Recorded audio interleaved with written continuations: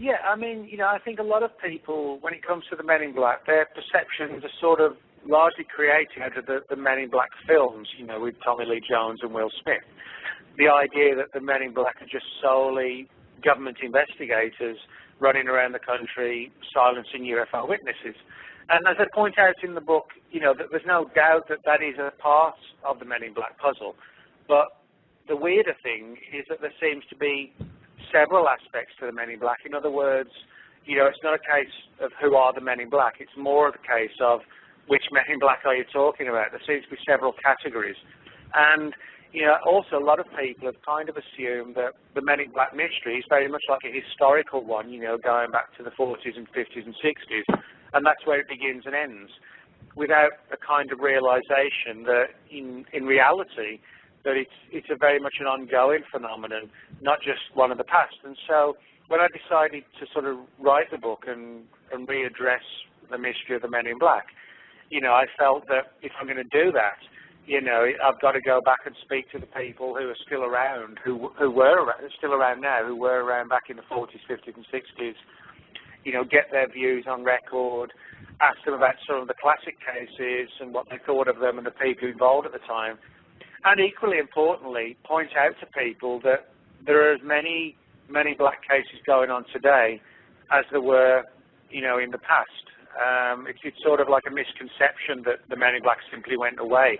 They didn't. I think what's happened is that a lot of the cases have just gone under the radar today because people are kind of reluctant about talking about them. So that's what I tried to do, was sort of correct that balance and try and get people to speak out about, more modern day cases as well as the older ones.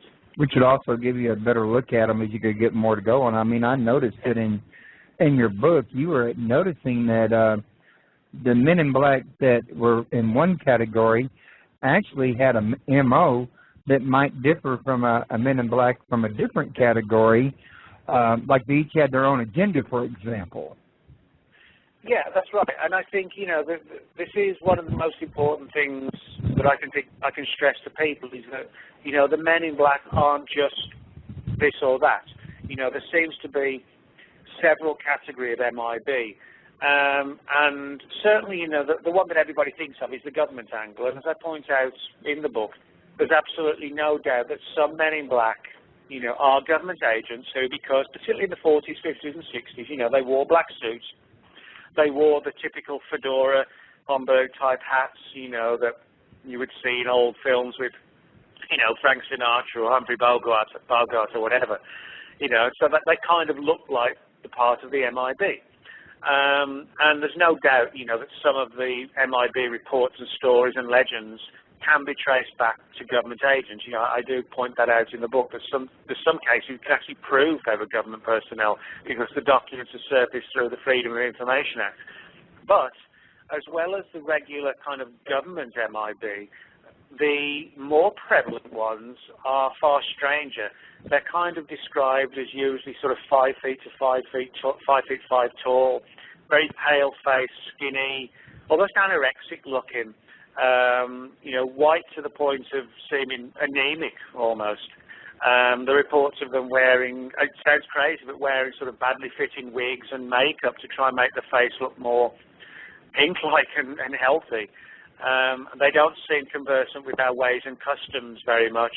And in many respects, when you listen to the stories from the witnesses, it actually sounds like this particular breed of MIB are almost alien themselves, but to the point where they look kind of like us, and with a few subtle camouflage things here and there, they can move amongst us. Now, in saying that, there's then a third category where they sound more paranormal, where, and supernatural. They don't even sound completely flesh and blood. They have these sort of occult overtones to them almost where people who have experiences with the MIB report poltergeist activity in the house days later, or the MIB literally appear and vanish in the blink of an eye, things like this. So in other words, I don't think there's one brand of MIB. I think the phenomenon itself is sort of made up of a whole variety of phenomena, some of which might be interlinked. And in some cases, I think the government may have actually exploited the weirder Men in Black mythology as a means to cover their own tracks. So this is why it becomes so confusing and convoluted, if you like.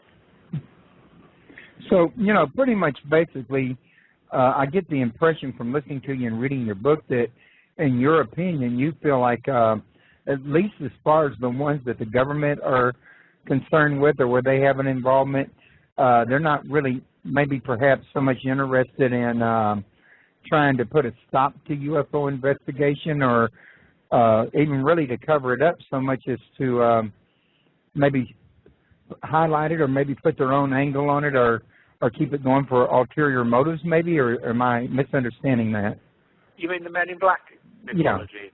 Yeah, I think what's happened with some, certainly there's no doubt with some Men in Black cases where it comes to the government, I think the government, there's absolutely no doubt that government agencies know there's a weird Men in Black mystery, because one of the things I include in the book is a very important document which shows how in the 1960s the US Air Force circulated throughout the entire Air Force a document stating that it had come to their attention that there were strange people running around the country impersonating government agents and silencing witnesses to UFOs, and the government wanted to know who they were. So ironically, you have this situation where those of us in the UFO community back then thought the Men in Black were the government, and now we find official documents showing that the government was sitting around asking, who are the Men in Black? So I think what's happened is that over time, the government, to protect its tracks and to cover its activities when it comes to their covert investigations of people in the UFO research community, I think they've actually exploited and utilized this weird and Men in Black motif to the point where government personnel may actually have, sort of worn the strange makeup, as bizarre as it sounds, and the badly fitting wigs and, acted really strange, but as a means to get information out of people. But also, by doing that, it kind of ensures that people won't speak out because the stories sound so weird.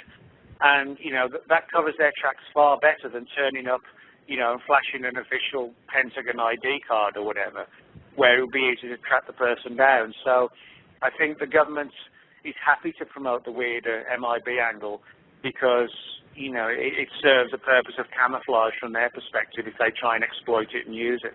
Right. That kind of reminds me of a man named Jack Smith that I know that used to always tell me when I worked for him that he never told a lie where the truth fit better. I mean, it's not exactly the same, but it kind of brings it to mind. Yeah, I mean, I think, this is government agencies from a psychological warfare perspective are very good at sort of using and exploiting mythology and folklore as a means to, perpetrate a particular aim or goal. In this case, collecting information but giving away nothing about your real identity, but couching that real identity in something that's so bizarre that people just won't believe it if you mention it. Right. Or not coming out and saying you're a Man in Black, but leading you to believe they're one. Yes, but the important thing is that they've based their imagery, if you like, on existing reports of these legitimately very strange Men in Black that I think they're still trying to track down who they are properly. Yeah, and I remember in your book you was mentioning, just a minute ago you said it too, that a lot of this had its start way back in the 1940s, I believe it was. I remember reading, it was really pretty close to the Kenneth Arnold and Roswell accounts. It's about the same time the Men in Black were just about to start being born, or close to it, isn't it? Yeah, that's right. I mean, in this sort of post-1947 era with Roswell, Kenneth Arnold, things like that, a lot of people, not just the government, but a lot of people, in the general public got involved in UFO research. One of those who took a deep interest in UFOs in the early years was a man named Albert Bender, who grew up in Bridgeport, Connecticut. And Bender developed a deep interest in UFOs, sort of post-Kenneth Arnold, etc. And it culminated in the early 1950s when he set up a UFO group in Bridgeport called the International Flying Saucer Bureau. And the IFSB actually grew to proportions that I'm pretty sure even Bender himself never really anticipated the group reaching. I mean, it really sort of captured people's imaginations to the point where not only in the US did it that his group received massive coverage and subscriptions, but even had chapters in Australia and England and all over the place. And so he got pretty big. Oh, yeah. But what was even weirder was that although the group sort of reached massive heights, so to speak, not too long after he formed the group, he suddenly closed it down without warning and alluded to a number of close friends and colleagues in the research field that he'd been visited by 3 guys in black suits who silenced him, told him the truth about the UFO phenomenon, but warned him never to reveal the facts on the understanding that he'd get out of UFO research, which is actually what he did for a long time. He just came back briefly in the early 60s to sort of set the record straight as to what happened. But what first happened was that one of the people who was friends and a colleague of Bender was a man named Gray Barker, who was an author living in West Virginia at the time. And Barker wrote a book in 1956 called They Knew Too Much About Flying Saucers, which part of the book covered the silencing of Bender by these 3 men in black. And in the book, although it's not specifically stated, the illusion is the idea that Bender was silenced by elements of the government. But in 1962, 6 years after Barker's book came out, Bender kind of surfaced from the shadows again to tell his own story in a book called Flying Saucers and the 3 Men. And in that book, Bender says that, no, the 3 men that silenced him weren't government people. They actually sound far stranger. I mean, for example, he talks about how when his UFO research was at its height in the early 1950s, he started realizing that people were watching him, these shadowy, dark-suited entities, but they weren't anything like government people. For example, he talks about going to the cinema to watch movies on late on a Saturday night, and the way he describes the cinema in his little town in Bridgeport, sort of a solitary place, and weren't many people there. And he talks about seeing these strange, almost wraith-like, shadowy figures materializing in the cinema, dressed completely in black, but they seem to have like illuminated, glowing eyes. And they come across more like something straight out of a vampire movie than they do, sort of out the Pentagon. And he talks about having these experiences with these weird MIB and how they literally manifested in the house he was living at the time, and essentially kind of rendered him into an altered state of mind, and then threatened him with silence, and then sort of vanished, quite literally vanished, into nothingness. So if Bender's story wasn't made up out of, nothing at all, then clearly we're not dealing with government people. We are looking at something far, far stranger and more ominous, and, even with paranormal overtones. That's what a lot of people don't realize, is that the early years of Men in Black lore, if you like, and mythology, have nothing to do really with government agents, but everything to do with paranormal activity and glowing-eyed Men in Black and these weird creatures just appearing and vanishing, literally winking in and out of existence. It was only later, particularly in the 70s and 80s, that it became sort of more mutated, is probably the correct word. Morphed. And began to think of it just as government agents and nothing else. Well, yeah, that would be a pretty, varied metamorphosis from paranormal to government agent, which has very little to do with it. But, I think Scuttlebutt has a lot to do with that as well. Oh, you're right. I think what happened is that, from the 50s and 60s, if you look back from the period when people like Barker in the 50s and John Keel, Brad Steiger in the 60s were looking in Men in Black cases, their writings from that period, you find the stories of these very weird Men in Black. But then, as the 70s went on, it was almost like that particular group of Men in Black went underground and their activities became more covert. And the government stepped up its involvement, but realized, as I said, they could use the Men in Black mystery as a cover to protect their activities when they wanted to go out and interview people. And so that's why the government side then became more prevalent, and people assumed that's what it had always been all along, when in reality, the truth is very different. The truth is usually a little different than what's actually put out there. It's usually somewhere between the lie and the actual truth. I mean, the middle of the spectrum. But I was going to say, I noticed that you've also, in your book, talked to several people that are well, some of them are just everyday witnesses that, you know, they're not authors, they're not researchers, they're not, you know, anything to do with the paranormal community, at least not until they actually have some form of activity. But you also talk to other researchers like yourself that's delved into this, and from what I've learned reading your book, is not just the average everyday Joes or people just new to the UFO phenomena, but people that's been studying it for some time have had these kind of experiences.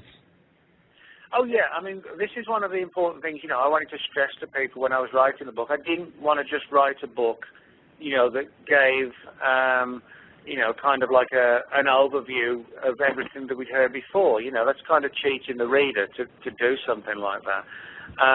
So what I did was to sort of seek out new cases, but also do extensive interviews with people like Brad Steiger, you know, who've been a long-term player in the UFO and paranormal scene, to get their views and memories of people who were around way back in the early to mid-'60s, like John Keel and people like Gray Barker. And, you know, so I could really get the insight of someone who had been involved back then. But equally importantly, you know, it was important to go to the witnesses because, you know, arguably, you know, you can forget authors or journalists or whatever.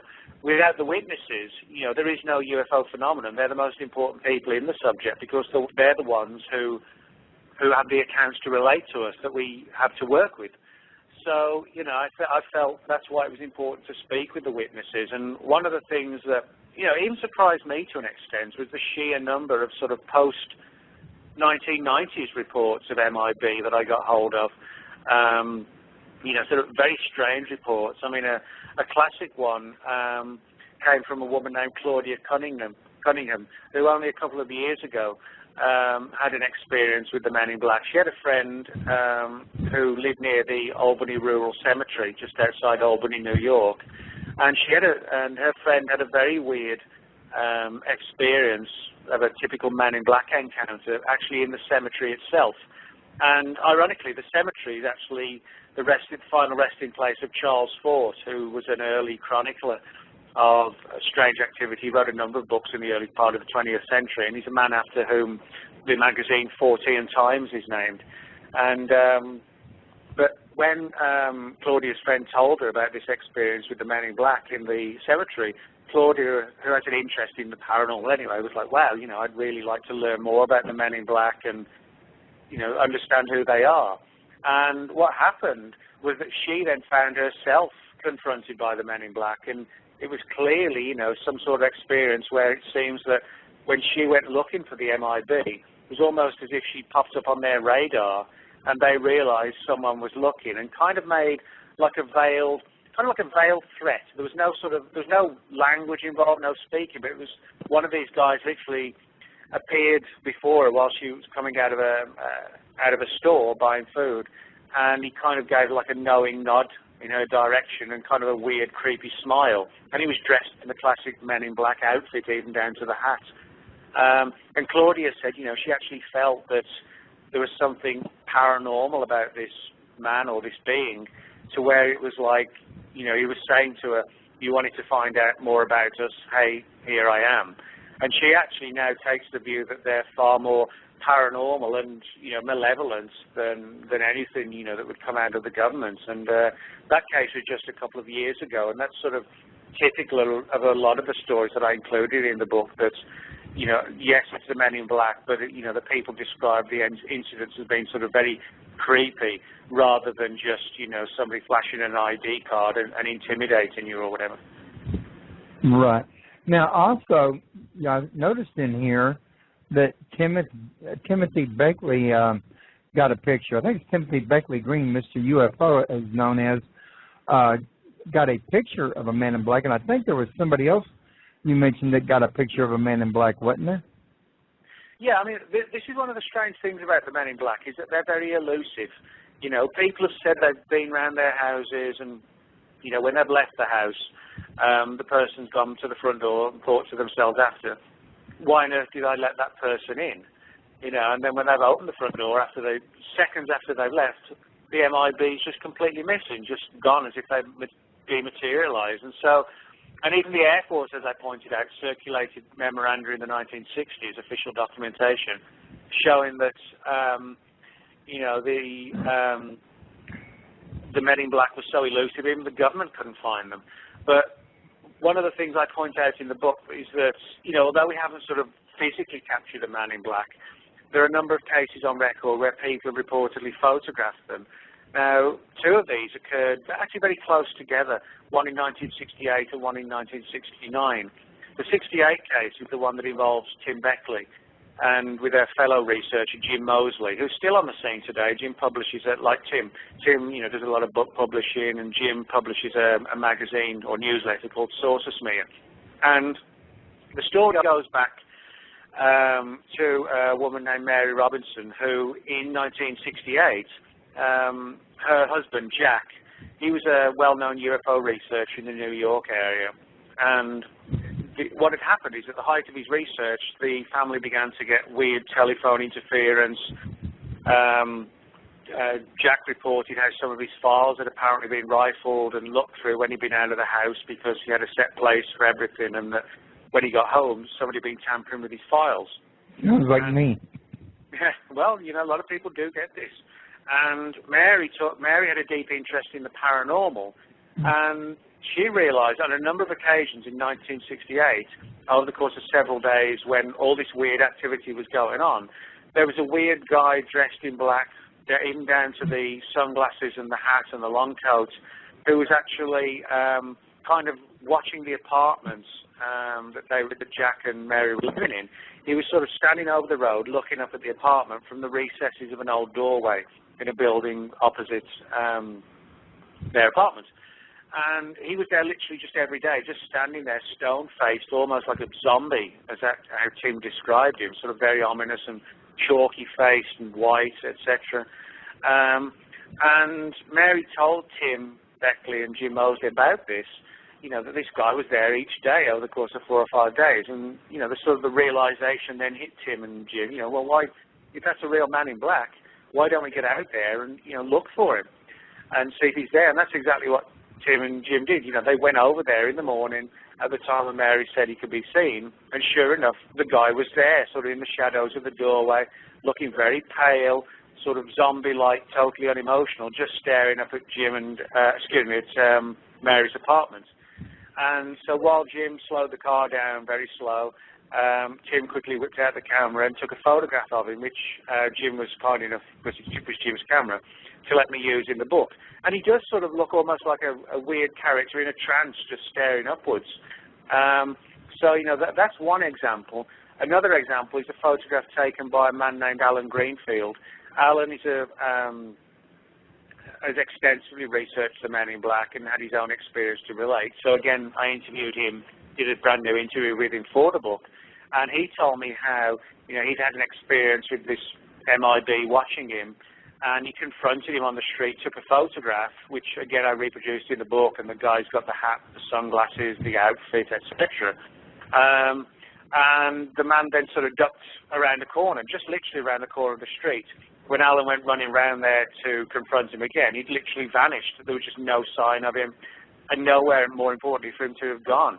It was just, as Alan said, just a very surreal, creepy experience. So, we have at least 2 photographs, reputedly, of the MIB, both involving MIB, who, after they were photographed, seemingly vanished into thin air, which, is sort of an interesting pattern that it should have occurred in both cases. Okay. Now, I still think it's a good thing that we at least have them on the record, and, if we can get them once, we could probably get them again. And who's to say there's not some reports? You were mentioning earlier that it seems like the reports have petered out and people quit wanting to come forward. There could be some of those people who haven't come forward recently that I think might just have more pictures, or who knows, maybe even some more vital information, something more telling. Yeah, I actually agree with you on that. I think what's happened is that one of the reasons why, if you go back and you look at, like, for example, John Keel's book, The Mothman Prophecies, or Gray Barker's book on Mothman called The Silver Bridge, when the Mothman sightings were going on in the 1960s, they were linked with a lot of Men in Black experiences. And a lot of people actually quite, I wouldn't say happy, they were willing to speak out about those events. Today, I think, people are far more reticent and reluctant to discuss these cases. And I think one of the main reasons is because of the Hollywood movies. It's like if you say you've been visited by the Men in Black, people think, you've overdosed on watching the Men in Black films with Tommy Lee Jones and Will Smith. It's like, well, no, this is just a creation of Hollywood. A lot of people don't realize, the movie itself, or the movies, were based on comic books called the Men in Black. And the comic books were inspired by these original stories of the MIB. So I think, it's kind of like if you say you've seen the MIB, people naturally do think you've mixed fantasy and fact because you've been watching too many reruns of the Men in Black films. So they prefer to stay silent rather than risk being called liars or whatever, or fantasists or mentally ill. And I think that's why, we see a differentiation between the frequency of reports in the past and the present day.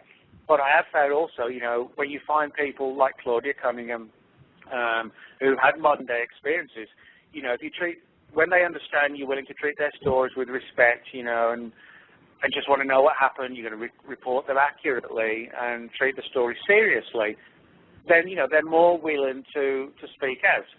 And, that's what I found, and I think it's an important thing that far from going away, I don't say there's any more MIB reports than there were in the 50s and 60s, but there's certainly no less today. It's just a matter of really, digging them out is kind of tougher. But when we do, as I said, we don't find anything any less significant than we did 40, 50 years ago. Right. Also, before I forget to mention it, you can get more information about Nick Redfern and this book, as well as some of his other works he's done, at www.nickredfern.com. And I'm making his books available on my site at paranormalpalaceradio.cz.cc, which is a bit of a tongue twister for me. And anybody that's interested, I'll be having a discussion board for this at United Paranormal International.me. Just go to the groups and click on UFO past and present, and you'll find the forum for it in there. Of course, you have to sign up for a free membership if you want to join the discussion, but you can read it for free and see what other people are posting on it. Would love to have anybody here that wants to join in on that. And Nick, if I'm not mistaken, don't you have a forum at your site as well, or am I thinking of something else? Yeah, I do. Actually, my site's going through an update right now, but when it's all figured out and updated, etc., yeah, there will be a new forum where people can contact me and sort of debate stuff and whatever. Oh, that sounds great. I always think a good debate's always great to have, and you'd be surprised what you can learn out of one of those, as long as people remember to respect each other and remember that we're here to learn, not to know or to teach. Yeah, and I think, there's nothing wrong. I enjoy a good heated debate, but I think, we need to sort of keep it in perspective that, we're all looking for the same thing. We're all looking for the answers, Okay. Now, one of the things that you mentioned in your book about Men in Black that I think very few people have actually thought about would be the possibility that they were time travelers. Yeah, that's right. I mean, this is one of the more intriguing theories for the Men in Black. It's kind of like, as I said, everybody thinks of the government angle, then you have the paranormal angle, then you have other government people, using the weird MIBs to protect their position, if you like, and camouflage themselves. But then there's another aspect, the idea that there could be time travelers. Now, that sounds sort of bizarre and controversial, which it certainly is. I don't dispute that.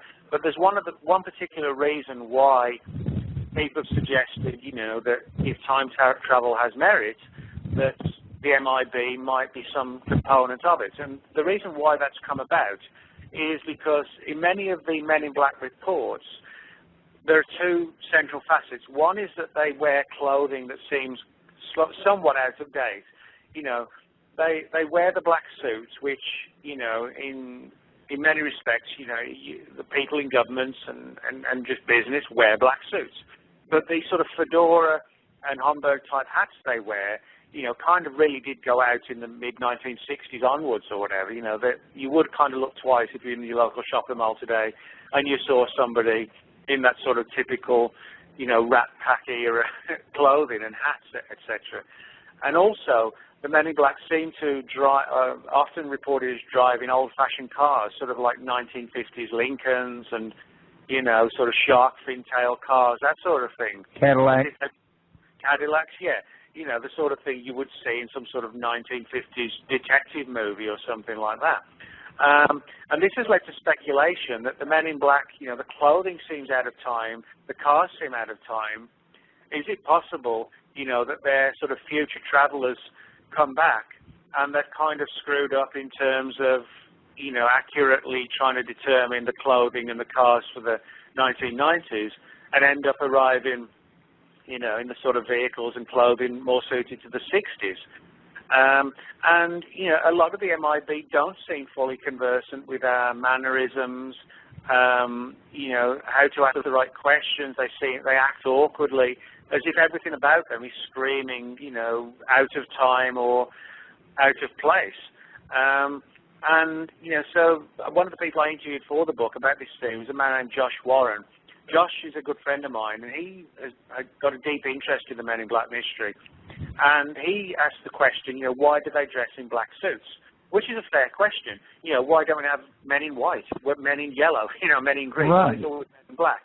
And Josh came up with an interesting theory, the idea that if you are a time traveler from the future and you're coming back into the past for whatever reason, then if you're coming back to, 2025, 2010, 2011, 1985, 1960, 1940, 1920, then the black suit is one that you could actually use and not be overly noticed. In other words, even since the flying saucer mystery kicked off in 1947, if you're a time traveler who's coming back for some UFO-related project, from 47 to the present day, you could wear a black suit and, jump the timelines from 47 one day to 67 the next day to 2011 the day after that, and wear the same suit and not be noticed. Yes, you might get a second look if you're wearing the fedora, but for the most part, people wouldn't take notice. So, I think that's kind of an interesting theory that Josh came up with, that the Men in Black wear that suit because it serves their purposes across, an entire century or more even. Well, yeah, because people have been wearing black suits standardized for you, still to this day do. Oh, yeah. Yeah, and, I think it's an interesting theory. And when you combine that with the out-of-place cars, the old-fashioned cars that look brand new, but that clearly nobody's driving nowadays, apart from people, who restore old cars and put them on display and things like that. It does seem to me that we should not dismiss this theory. Now, of course, much of it is dependent upon whether or not time travel is a reality. And of course, to an extent at least, we're forced to speculate and, on that as a hypothesis rather than a hard, fast rule. But I think it is important that, we address this theory because at the end of the day, there are aspects of it that make a great deal of sense. I'll be the first to admit that. And also, ruling out things that are possible just because they're unlikely is a good way to get hung with your britches down, I've found out. The very thing you think is the least likely is the very thing it often is. Well, yeah, you're right. I mean, it's, you go back 500 years, if you said the Earth was round, you'd be burned at the stake. We know now the Earth is round, or most people believe the Earth's round, a few don't. But, it's kind of exactly the same sort of thing that, people used to say, well, there's no way we could ever land a man on the moon.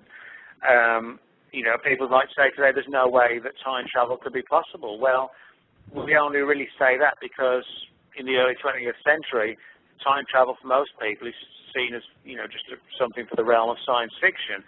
But, who knows what the science of the 30th century or the 40th century, if we're still around, might reveal. And if time travel has been perfected, it might be an ideal situation where you would come back and present yourself kind of under like a UFO motif. It's like if, say, in the 40th century, a team of people want to come back to the present day, how would they kind of protect and camouflage themselves. Well, they look back in the history books and they find that in the 40s and the 50s, people were seeing UFOs and men in black, and they think, well, okay, then we'll present ourselves as aliens and we'll dress in black suits.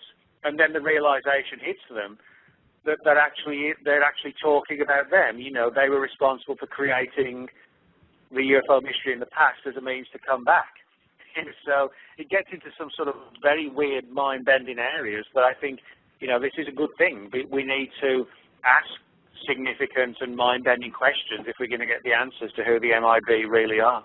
Right, and I think also, like you say, you need to challenge your belief system and, you know, remember that today's impossibilities are tomorrow's science facts. Like you were talking about the sun, and that's not the only thing, the car, the airplane, there's many examples. I also wanted to mention the fact that on Joshua Warren now, are you referring to Joshua P. Warren? Yes, I am, yeah. Mm-hmm. Okay, well, while you were explaining that to us, I went to his website and got his link, and I'm pasting it into the chat room. It's www.joshuapwarren.com. Mm-hmm. Yeah, Josh has got a lot of insightful ideas. You know, he's delved into a lot of areas of the paranormal, and I think, you know, this time travel goal of Josh is getting a lot of interest because people are realizing it does seem to make a lot of sense. I think I sent him an email not long ago asking him to come on my show, and he replied, and I think said he was busy up to the end of summer. Yeah, Josh does a lot of work on the road, a lot of TV work, so it's not, you know, he's not ignoring. Josh does. He's always out and about doing TV stuff like the Travel Channel and National Geographic and things like that. Well, yeah, I can, you know, kind of figure that. You look at his website, you can tell he's definitely a busy little beaver. Oh yeah, he is. But and that's good, you know, because that's the way to get answers. You know, just keep pushing the envelope for results. Also, while I got you here today, Nick, I wanted to bring up this here UFOs and aliens. Is anybody out there? And up at the top it says exposed UFOs uncovered, I think. Let me put my glasses back on. I set them down for a second. Yeah, uncovered and declassified. This is a book that you and me talked about that, well, you got a chapter in it along with Marie Jones and Kathleen Morden and Mike I. Hanks and actually a bunch of people. I think some people might even have two chapters. I think Stanton Freeman has a chapter or two in there that you were telling me was an idea put out by New Page Books, and you've got a chapter in it as well. Would you like to tell us a little something about that while we're here? Yeah, sure. Well, this is basically the first volume of an ongoing series from New Page Books, who also published my Real Men in Black book. And the basic theme of the first volume is UFOs, and then there's one coming out shortly which is on ghosts, and then at the end of the year there'll be a third one on ancient mysteries like Atlantis and the pyramids and things like that. But the first volume is UFOs, and New Page invited a number of UFO-related authors to submit chapters for this anthology, and they asked me if I'd be interested, and I said, yeah, sure. And so what I did was to write a chapter on a case that I've been intrigued by it for a long time. It's a UFO crash story that reportedly occurred in just outside Kingman, Arizona, in 1953. And the story was an interesting one because it actually has a lot of strands to it, a number of first and second-hand witnesses, and references to government involvement, official files, of a deep cover-up, kind of like the Roswell story in the sense that, you know, one of the downsides of a lot of crashed UFO stories is that they're simply just one witness accounts. Doesn't mean they're not credible, but it just makes it more and more difficult to resolve them. Roswell, you know, we have countless witnesses and people who've testified that, you know, something clearly strange happened at Roswell. And that's the case with the Kingman story, that we have different strands of the story coming from different people. And so basically what I did was to look at all the data, some of which actually pushes the story down a crashed UFO angle. Other data pushes it more down like a secret government military experiment using a prototype drone-type aircraft that might have gone off-range and crashed. And it also interlinks with the contactee mystery. Possibly an early contactee named Truman Beckram may have encountered the beings that reportedly killed in the crash. So it's very much like an ongoing detective story with a lot of strands and twists and turns to it that, make it sound almost like a work of fiction until you realize, that it's coming from on the record retired military personnel, government files, things like this, and other researchers' data and their case files, to the point where there's no doubt in my mind that something did crash at Kingman. The big question is, what it was, and how we try and resolve it almost sort of 60 years on. Talking about that, RD47, what he was telling us about this was, now this isn't even a question, but he was making a statement that there was a crash in both Phoenix and the Hopi Reservation in about 1947. So I just thought I'd bring that up and see if you were familiar with those. I'm not personally familiar, but I mean, what I can tell you is, when everybody talks about crashed UFOs in 1947, everybody thinks of Roswell. But the reality is, I mean, you can find at least 7 or 8 reports from 47 of UFO crash stories that sound very credible. I mean, a friend of mine, Ryan Wood, wrote a book in 2005 called Magic Eyes Only. And that book includes, I think, maybe even 9 or 10 cases from 1947 in various parts of the U.S., where it seems that, for whatever reason, a number of these things, whatever they were, came down. So, I think this is significant, and, there's no doubt that there's a far bigger story about what the government knew about UFOs in 47 than we even realize today.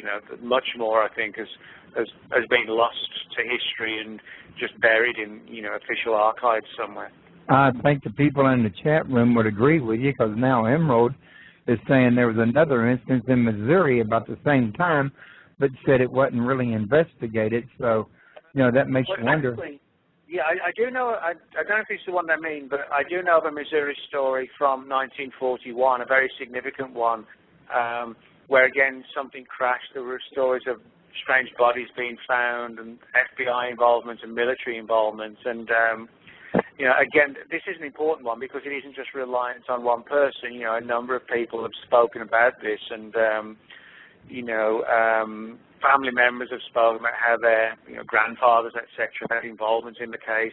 And again, I think like Kingman and Roswell, this is, the more we dig into these stories, the more we turn up additional witnesses clearly pointing out that, some sort of incident did occur. And also, about the same time, I know most people are familiar with the Aurora, Texas incident as well. Yeah, I mean, actually, Aurora is only about a 40-minute drive from where I live. Me and my wife live just halfway between Dallas and Fort Worth, and I can be in Aurora in about 40 minutes from here. And that's an interesting story that goes back to 1897 when a UFO reportedly crashed in the little town of Aurora, Texas. And the story was that the UFO, which was kind of described as like almost like an airship type craft, reportedly collided with a windmill in the town, and that strange materials were found, and that this unusual little body was found at the scene and reportedly buried in the Aurora Cemetery.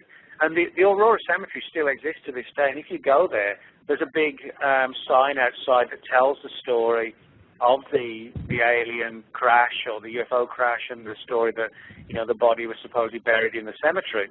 And what's interesting is that although Aurora is a very tiny town, I mean, literally you can blink, and you've gone through it. I mean, I'm not exaggerating.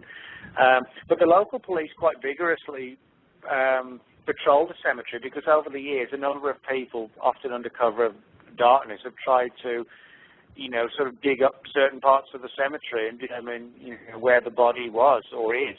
If it's really there. And, obviously the locals don't want people digging up bodies of their dead relatives looking for a dead alien. So, it's kind of it's a bit of an interesting, weird little story, really.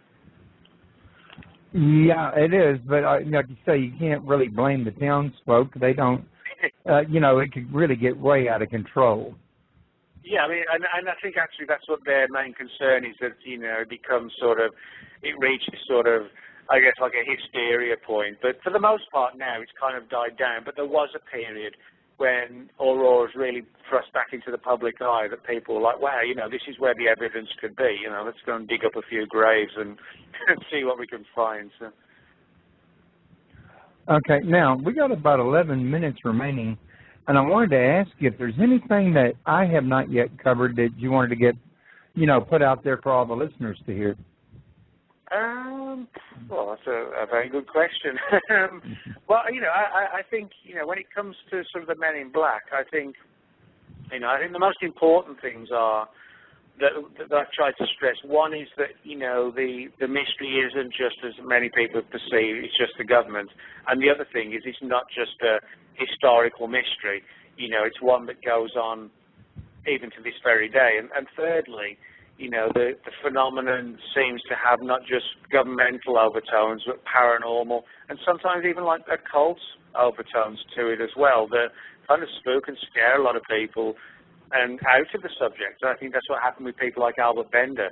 They realized that this wasn't just somebody flashing an ID card, that this was just a really unearthly, weird, creepy phenomena that somehow was getting its grips into them from a very negative perspective. And this is one of the things I stressed in the book that it's dealing with the Men in Black is not like dealing with the FBI visiting your Homeland Security. It's it's something far weirder and not to be sort of laughed at or scoffed at. It's much stranger than that. Okay. Now, Nick, I've got to ask you this. Do you have anything upcoming in the near future, like any new books or research or, conferences or anything? Well, not so much directly coming up, but there's a conference in Los Angeles on the first weekend in October called the Conscious Life Expo, which I'll be speaking at on my new book, The Real Men in Black. That'll be as I said, the first weekend in October. And I think the website is consciouslifeexpo.com. And then in this December, so roughly sort of about 6 months' time, a little bit less, I've got another book out which is called Keep Out. And Keep Out is a study of secret government installations with links to UFOs like Area 51 and the alleged Hangar 18 at Wright-Patterson Air Force Base in Dayton, Ohio. So in other words, each chapter is like a case-by-case study of secret installations. And there's chapters on things like the reported underground alien base at Dulce, New Mexico, chapters on the Russian Area 51 and the British Area 51, and sort of really delving into, instead of cases as such, but, as I said, facilities from where all this top-secret research is being undertaken. Okay, now while you were explaining that, I went to the Conscious Life Expo and I got their link and I put it in here. And while I was at the webpage, I noticed that it's September 30th through October 2nd. I'm like, I bet that's why Nick ain't going to the Taos Symposium with Janet Saylor this year like he usually does, because he's going to be at the Conscious Life Expo instead. Yeah, Janet, I know Janet does want me to speak at one of her future events, and I'm not exactly sure when or where, but, I spoke at her event 2 years ago and had a great time. I went up there with Greg Bishop, and we sort of made a sort of road trip out of it, and, had a good time. And, it's actually, I'm not just saying this, it was one of the, the funniest and sort of most rewarding conferences I've been at, because, the audience was very interactive, asked a lot of questions, very knowledgeable. And for the entire weekend, it was sort of a good, hangout event, and, everybody learned a lot, I think, from all the different speakers, not just the speakers, but from the witnesses, interacting and relating their accounts, and everybody was, kind of hung out together, and it was more like a close-knit family environment almost, where everybody felt comfortable about talking about their experiences and things like that. Well, one of the people that you know is a good friend of yours that's also in your Men in Black book that had a Men in Black experience herself, Marie Jones, and her friend Larry Flaxman's going to be at Janet's symposium this year. Oh, cool. Yeah, Marie's a good friend of mine, and, again, this sort of demonstrates that it's not just witnesses to UFOs, it's actually authors themselves who are having MIB experiences. And Marie had this weird encounter a number of years ago when she was doing a lot of research into alien abduction stories. And at the height of her abduction research, she hooked up with a fellow researcher in South California, where Marie still lives to this day. And what basically happened was that both Marie and this researcher, who'd had abduction experiences and abduction research, they began having weird encounters with the men in black themselves. Marie's friend would talk about how her and her husband would, they'd look out the window at night and see these shadowy silhouetted forms, sort of standing just staring at the house. Marie began to get intimidating and weird phone calls from people who it sounded like were actually watching her every movement in the house at that particular time, to where they could even tell her, what book was sitting on her living room table or whatever. Very intimidating things like this. And there were sort of semi-veiled threats that what could happen to people who delved too much into abductions. And it really was like a blitz of intimidation, to the point where eventually both Marie and her friend decided, enough's enough, and they quit the abduction research and left the scene. Now, Marie obviously didn't leave the paranormal scene. She's still heavily involved to this day.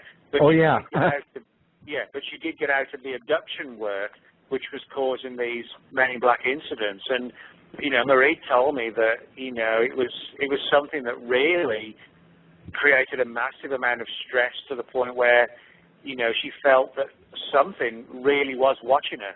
It was almost like the entire house was being spied on 24 hours a day, and her every movement was being watched. And she just could not take it anymore and just said, that's it, I'm done. So, again, it demonstrates how, intimidating, the sheer potency of the presence and threats of the Men in Black, the effect they can have on people. Oh, yeah. Now, I got to be the first one to tell you, I know Marie Jones about as well as I know you. And there is one woman that is as kind and as sweet a woman as you'd ever want to meet, and is honest and forthcoming, very highly intelligent woman. You're not talking the kind of lady that would imagine things, in other words. She's very spiritually advanced, in depth. And, for her to have had that kind of experience, I think, to me, says a lot. Oh, yeah, Marie, is a very good writer. She's a very logical, forthright person, with a good, solid head on her shoulders. But even for Marie, this was just something totally out of the box, that she'd never experienced before. And I think, from speaking to her, certainly doesn't ever want to experience again either. Yeah, well, I can imagine not. Now, we got 3 minutes, almost 4 minutes left. And, Nick, I almost forgot to ask you about what you thought was, or at least what I thought from reading your book, you thought to be the one of the most likely of the most common Men in Black categories, the Topla. You think you can give us a quick briefing on that? Yeah, sure. Well, Tulpas basically are sort of something that comes out of sort of Tibetan law. And the idea is, a Tulpa essentially is what's known as a thought form. The idea is that the human mind, if you focus on one particular piece of potent imagery, and, you meditate on it for days and weeks, let's just say, for example, somebody dreams or focuses on the image of like a large wolf with glowing red eyes, shall we say. And then 3 weeks later, the local media reports on how, somebody 5 miles away saw this huge wolf cross the road in front of them with glowing red eyes. The idea is that the human mind, if you create and focus on an image in your mind, you can actually externalize that image to where it has some semblance of reality. In other words, it's kind of like giving birth to a monster of the mind rather than physically giving birth. And, it has some sort of semblance of reality outside of human imagination, but it's like human imagination comes to life. And a number of people who I interviewed for the book suspected, one being Chris O'Brien, an author of a book called Stalking the Tricksters, Stalking the Tricksters. Yeah, who felt that some of the Men in Black could be tulpas, the idea that the human mind has this archetypal imagery of, mysterious people dressed in black, and that the potency of that imagery might actually sort of shock out of our imagination a quasi-semi-real thought form that has some sort of existence in the real world. You know, it can literally stride out of our imagination, and that's why they seem so weird, because they're sort of temporary constructed life forms that have sort of a limited lifespan, and that are based on our willingness and our subconscious belief in them, if you like, to where, you know, they temporarily exist before winking out of existence, before somebody else then, you know, picks up on that archetypal imagery again and brings them back into reality. So it's a very strange scenario and theory, but it also makes a lot of sense in terms of the weird aspects of the MIB, how they do seem to sort of wink in and out of reality and not be, or not, it seems to be sort of temporary constructs rather than, you know, living entities in their own right. Right, and you know, it makes a lot of sense to me too. And you know, it could be like you said in your book, or indicated in your book, some are this, and some are this, and you got a kind of a potpourri going on there. Yeah, I don't think it's one thing more than the other. I think there could be 3 or 4, at least, categories of Men in Black rather than just one. Now, we got 42 seconds left. I was just going to mention real quick, I also noticed that Colin Bennett was in your book as well, and that stuck out because he's coming up on my show in the near future. Oh, cool. Well, actually, I've been trying to contact Colin to get him, so I can send him the book to get his address. So if you speak to him, can you please ask him to email me with his address, so I can actually mail him a copy of the book as a thank you. Sure. Now, we're talking about the same one that wrote the book Flying Saucers Over the White House, aren't we? Yeah. Yeah, okay. Yes, both seem to vanish. I've been contacting him at his regular email at his website, and he's not replying. So I've been trying to get his address so I can actually thank him and send him the book. So. Okay, well, I'm going to stay in touch in the meantime and try to get you back on here for the next book that you got coming out when it comes out. I'm pretty sure that Warwick or NewPage will let me know. Oh, they'll be happy to. Everybody who's sort of been sent previous books, I'll send you a copy of the new one as well. Right. Oh, cool. That sounds nice. But yeah, I definitely want to get you on here to talk about it because there's a lot of interest in Area 51 too. And well, you're a great source of information. I love your research.